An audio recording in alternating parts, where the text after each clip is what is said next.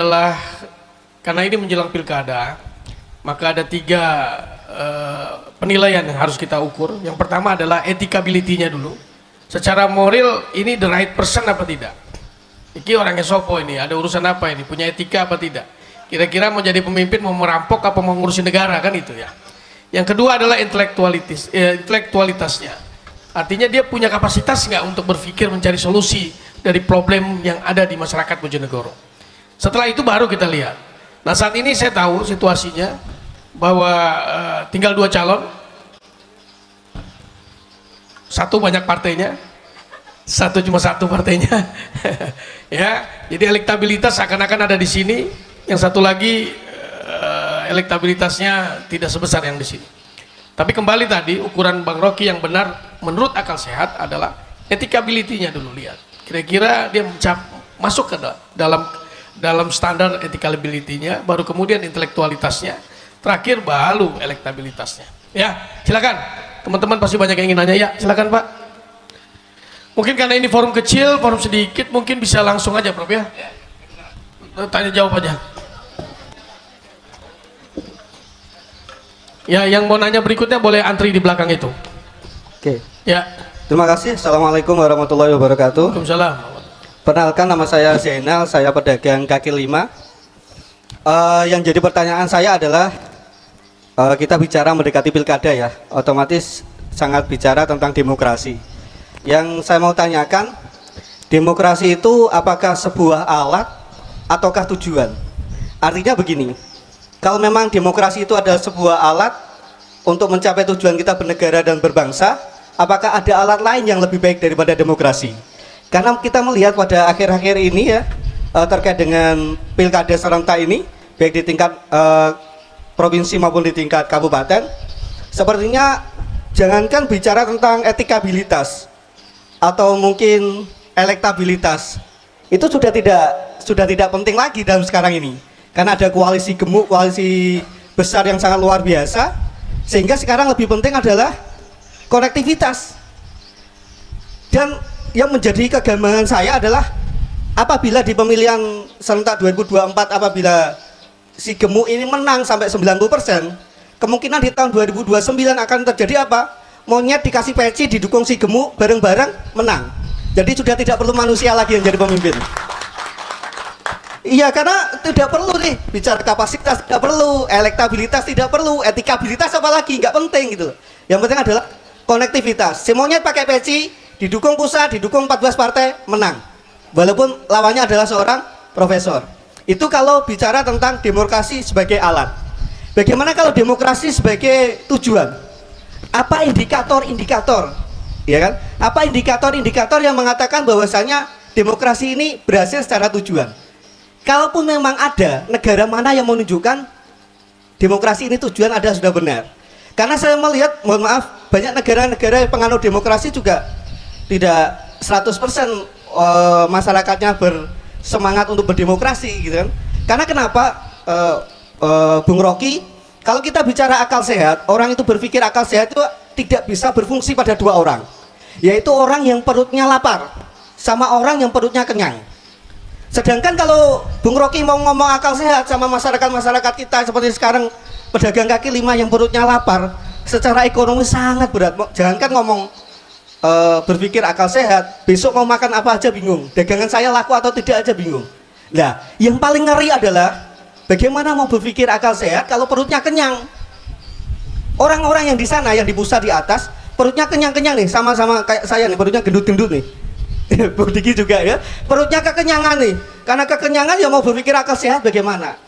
Ya, karena proses berpikir, perut tidak boleh lapar, perut tidak boleh kenyang gitu kan.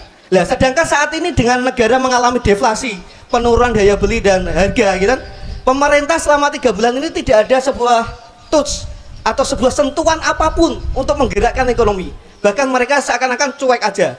Biarlah masyarakat ini mandiri, biarkan masyarakat ini, warganya ini sehat-sehat sendiri, waras-waras sendiri kan begitu. Nah, dengan susunan kabinet yang kemarin, Bung Rocky yakin nggak? Karena saya yakin struktur dari pemerintahan kabinet di bidang ekonomi hampir sama, tidak ada perubahan yang signifikan. Kira-kira 6 bulan atau 3 bulan ini ekonomi bangsa tekan dengan perut yang lapar sehingga akal sehat bisa berjalan lagi. Yakin nggak ada perubahan? Terima kasih Bung Rocky. Ini bukan pedagang kaki lima ini pasti. Iya. Ini bukan pedagang. Mau langsung Prof? Langsung, langsung aja. Sebentar Mbak, biar langsung dijawab dulu ya. Oke, soal demokrasi.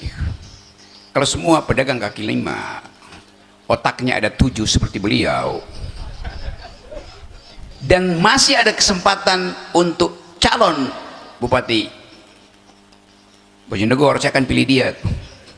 Apa itu? Dia mengerti kaitan makro mikro, dia mengerti psikologi politik, dia mengerti bagaimana menumbuhkan harapan dengan kondisi deflasi, tuan. Jadi Anda bayangkan kemampuan kita untuk berpikir tersedia sebetulnya. Bahwa ada orang yang malas berpikir karena udah kenyang, sebaliknya ada orang yang tidak mampu lagi berpikir karena terlalu lapar.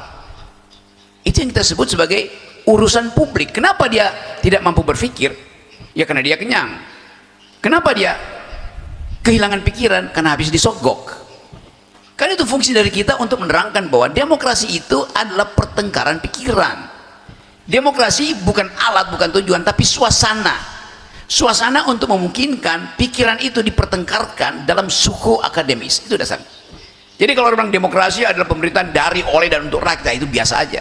Demokrasi adalah pemerintahan akal melalui pemerintahan orang. Itu demokrasi itu. Jadi di mana-mana dalam bentuk apapun, kalau ada pemerintahan akal, maka kita percaya persaingan akal itu akan menghentikan cawe-cawe money politics. Itu yang kita sebut sebagai idealnya. Saya mau capai ideal itu dan percaya bahwa kemampuan kita untuk memakai akal dasarnya dari awal kemerdekaan kita. Semua pemimpin awal kita itu pakai akal, nggak pakai amplop. Jadi kenapa kita pesimis bahwa akal nggak bisa dihidupkan lagi? Regain our past, protect our future dengan cara berpikir itu. Jadi Bapak tadi pedagang kaki lima membatalkan sendiri pesimisme dia tuh. Kan tadinya kita pesimis, tapi ya uraian Bapak sendiri membuktikan bahwa sebagai pedagang kaki lima, kakinya cuma 5 tapi otaknya 7 itu. Jadi otak akan mendahului kaki itu. Itu yang memungkinkan saya bisa percaya dengan Bapak itu. Bagaimana kita percaya bahwa narasi seorang pedagang kaki lima jauh melampaui narasi seorang wakil presiden hari ini. Poin itu yang mesti kita ingat. Jadi tidak perlu peduli dengan kabinet. Pakai prinsip bahwa saya mandiri dalam berpikir. Dalam profesi apapun, kemampuan berpikir itu yang akan kita pertanggungjawabkan di akhirat nanti. Tuhan memberi kita otak 100%, tapi statistik mengatakan seluruh dunia yang kita pakai cuma 14%. Nah, kita nggak tahu di negeri ini para petinggi politik makainya berapa persen.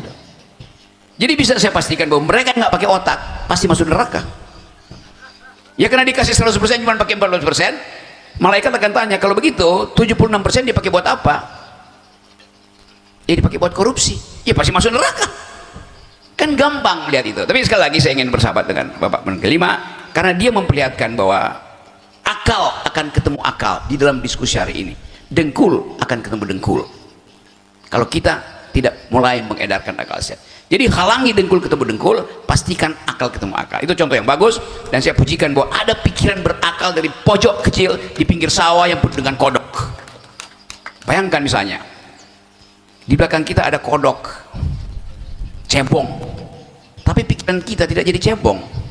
Sementara di sana, guru besar, profesor, doktor, tapi cara berpikirnya lebih lemah dari cebong.